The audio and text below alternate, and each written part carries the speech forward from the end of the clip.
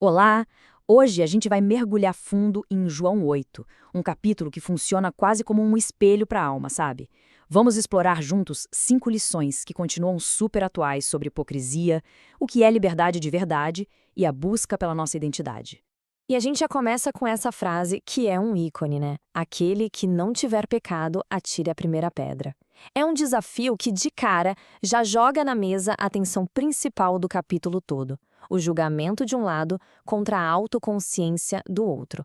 A nossa análise começa no meio de uma confusão, um confronto público bem dramático. Mas o que à primeira vista parece um ato de justiça, na verdade, é uma armadilha teológica, muito bem planejada.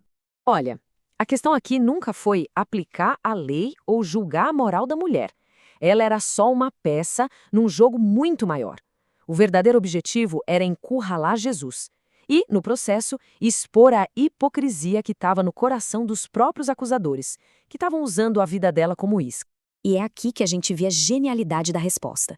Jesus simplesmente desvia o foco do pecado da mulher e joga o holofote direto na consciência de quem a acusava. O que era para ser um momento de condenação se transforma num chamado para mudança, com as palavras "vai, não peques mais". O julgamento dá lugar a uma chance de restauração.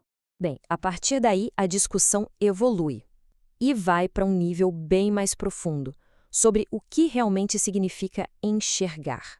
Logo depois daquele confronto, Jesus faz uma afirmação super ousada, se declarando a luz do mundo. Ele não está falando só de um guia moral, não. É sobre uma clareza que expõe aquelas sombras internas que a gente muitas vezes prefere ignorar. Mas o que seriam exatamente essas trevas? O texto sugere que não se trata só de ações ruins ou erros óbvios. É uma condição interior, uma coisa muito mais sutil e, por isso mesmo, perigosa. É a condição de quem vive no auto-engano, sabe? Convencido da própria superioridade moral. É a ilusão de que podemos pilotar nossa vida sozinhos, sem precisar de uma luz externa para nos guiar. O resultado? A gente acaba cego para os nossos próprios abismos. Isso tudo nos leva a um confronto bem crítico. E o mais surpreendente é que esse confronto acontece com pessoas que já acreditavam nele. A resposta deles é imediata, na defensiva. Nunca fomos escravos de ninguém. Essa frase revela um ponto cego gigantesco. Eles se apegam à liberdade política e histórica, mas estão completamente inconscientes de uma prisão interior que os acorrentam. Aqui fica muito claro o conflito entre a imagem que temos de nós mesmos e a realidade espiritual.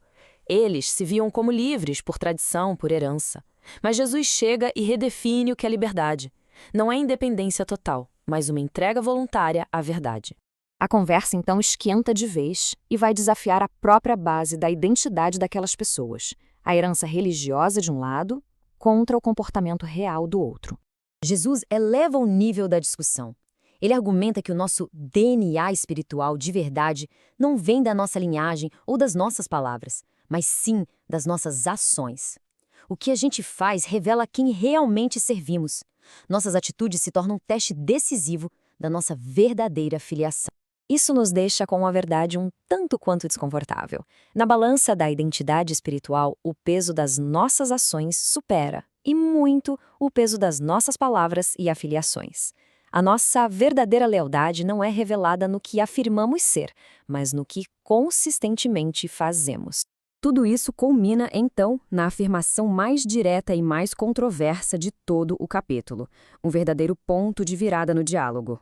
Com estas palavras, antes que Abraão existisse, eu sou, Jesus faz sua afirmação mais chocante.